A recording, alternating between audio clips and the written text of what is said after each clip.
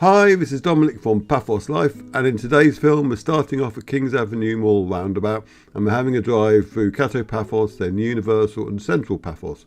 So let's have the map up first of all, and we're going to go down to the harbour and come back on ourselves up through Kato Paphos, down Bar Street and around to the B6, not the B6, the dual carriageway. Then we're going to go up through Universal to the B6.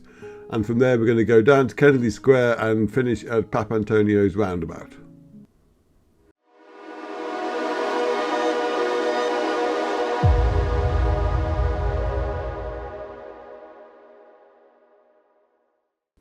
Yep, so we're at Kings Avenue Mall Roundabout first of all. There was a little Christmas fair going on in the Begonias Garden Centre yesterday.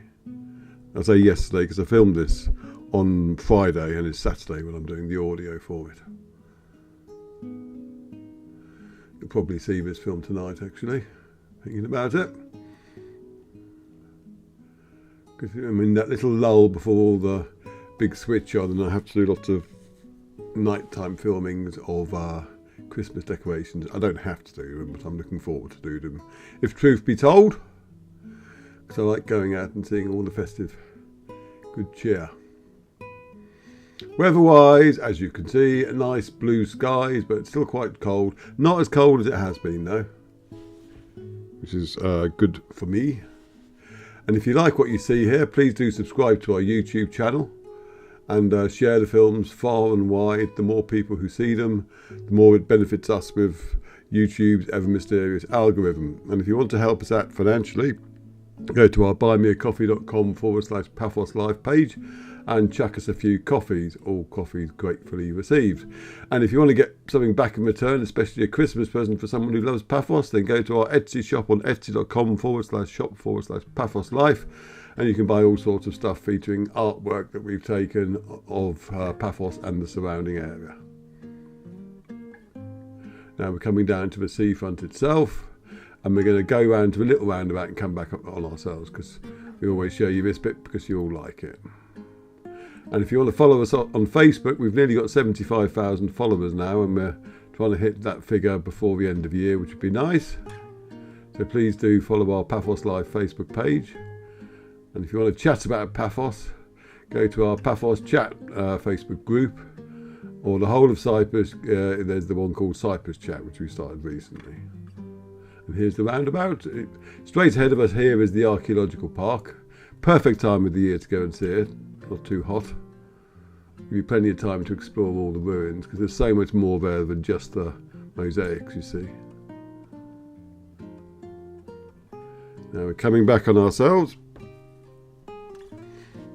Very nice calm seas. I mean, we had last weekend, it was very rough. But I love it when it's rough, I have to say. Because it's so invigorating going around filming all the big waves.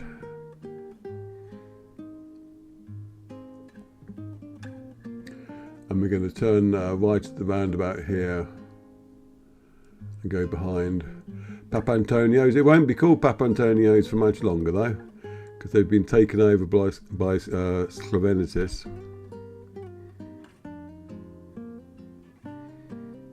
And that's officially happened now.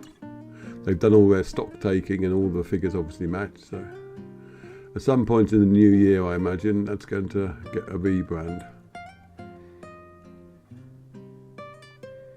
That's on the right.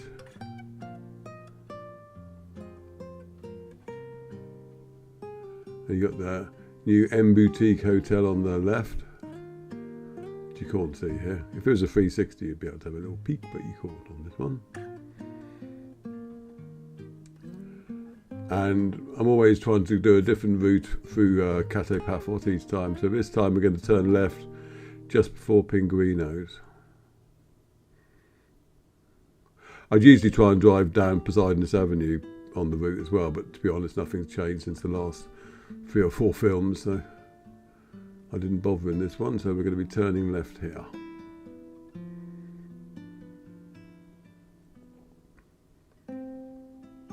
Now this road's recently been tarted up.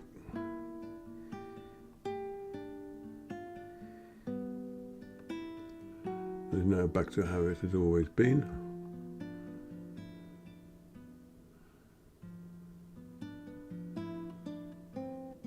I'd say about 2/3 of the restaurants are open at the moment. The further you go away from the seafront, I guess, the more likely they are to be closed. Until you get to the, if you like, beyond the tourist area, in which case they're just restaurants in a typical Cypriot city and they'll be open, if that makes any sense. Right, we're just going up Bar Street now. Flares is still open. Not sure about Bubbles. Notorious, that's been closed for a while now.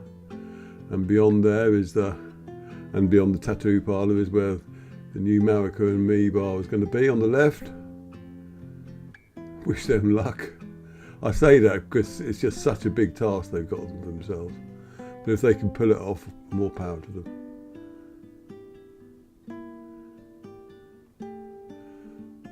And up here is the last of the renovations, still waiting to be finished off. He gently hinted. And there's a Keg and Barrel on the left, T&J's Fish and Chips straight ahead, and beyond there on the right there's a number of nice little restaurants. And after a previous walk I did last week, most of them are open. There's the Lodge Steakhouse, I think it is, on the right we just passed.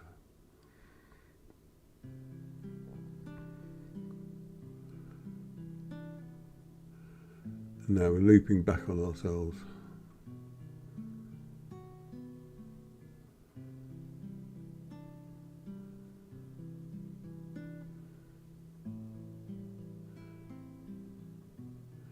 I was surprised actually, because there's normally at least one car here parked on the double yellow line on this corner. But there wasn't any, so that was a nice change. And we're going to turn right here. If you haven't been to Paphos for a while, this right turn will be a surprise. But it takes you up rather handily onto the dual carriageway. And it lets you get to Universal without having to go on the big crossroads that's by the church to the left here. I hate that crossroads, it always get delays there. Camera had a bit of a wobble on there for some reason. So now we're entering Universal. And in previous films I've gone for a wander around here, but in this one we're just going straight through. Because basically I was on my way to there's a very nice takeaway on, I call it Butcher Boy Road, but I suppose now that that's moved we'll have to rename it, but on what used to be Butcher Boy Road, and I was headed there. So it was a direct route because I was hungry. But this is Universal. If you're thinking of moving to Cyprus, as a lot of you seem to be, somewhere like Universal is a good place to start if you want to rent somewhere while you get your bearings and work out exactly where you want to live, because it's dead central, close to all the facilities. And if having a pool isn't a necessity, especially at this time of year, an outdoor pool's not going to be much fun anyway, then you can probably get them quite cheaply, I'd imagine, for a rental, compared to what you'd pay for like holiday rates anyway. And when while you're doing that, have a look around and get to know the villages where you actually want to go, because they're different. I mean, some are like, I've got lots of Brits and expats in, others more local Cypriots. It's all what you want. And it's what you want it should be, not what you hear other people say is the best. But you need to visit these places off-season as well, because Cyprus is like any other place. It has different seasons, and while you might like being here May, June, July, August or whenever, you have to make sure that you still like being here in December and things like that, or February when it gets wet. Anyway, my last bit of moving advice for this film. We're going to come up onto the B6 now. This is the road that joins the B7 to the Stadium Roundabout, and then Uoskapu. or your ski poo.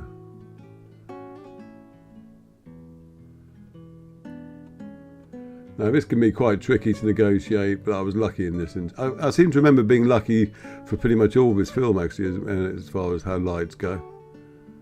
And luckiness means I'd have to do less editing as well, so I vastly approve of luck. And I just looked over to my sound recorder to make sure it was recording properly, because that's the kind of thing you'd say and then realise that you hadn't been recording after 10 minutes. It's happened before. It was longer than 10 minutes as well. I did like a 20-minute recording, and then I realised it hadn't picked up anything. I was just devastated.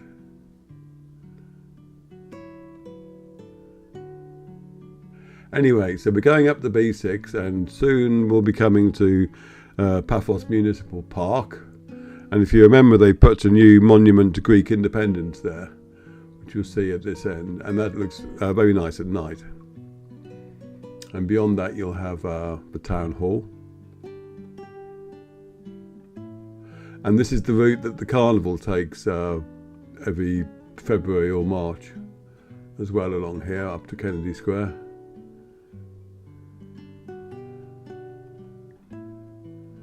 But here's that monument I was telling you about on the left. Probably won't be able to see it that clearly, but there it is.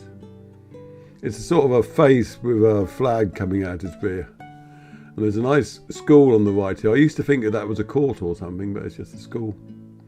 And on the left you've got October 28 Square and the town hall. And that grand building just past that tower is the library, believe it or not. And on the right is where the Paphos Documentation Museum's going to be, and that's going to be very nice when it's finished. And we've got a green light through Kennedy Square, which is always nice. You can see they put the tree up now on Kennedy Square, but it's not yet illuminated. That happens on 4th of December. I think off the top of my head it was 5 p.m, but check that. They'll have music there and everything. It's an event basically at Kennedy Square. So get down to that if you want to see it. And that's a Wednesday, I think. Yeah. But we're going to go as far as Papantonio's Roundabout, and then I'm going to call it a day, because you don't need to see me buying my takeaway.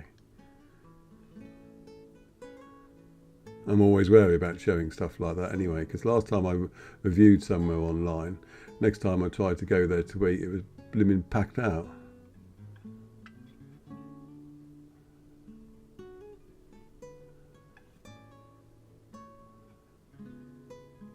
Anyway, so this is Paphos just before the Christmas decorations get switched on.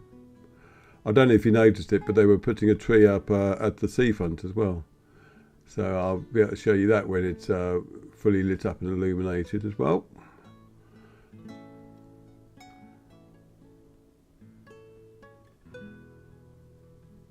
And there's another Papantonio's on the other side of the roundabout, which is why we call it the Papantonio Roundabout. And on that bombshell, I will bid you farewell and say see you in the next film. Thank you very much for watching. Cheers.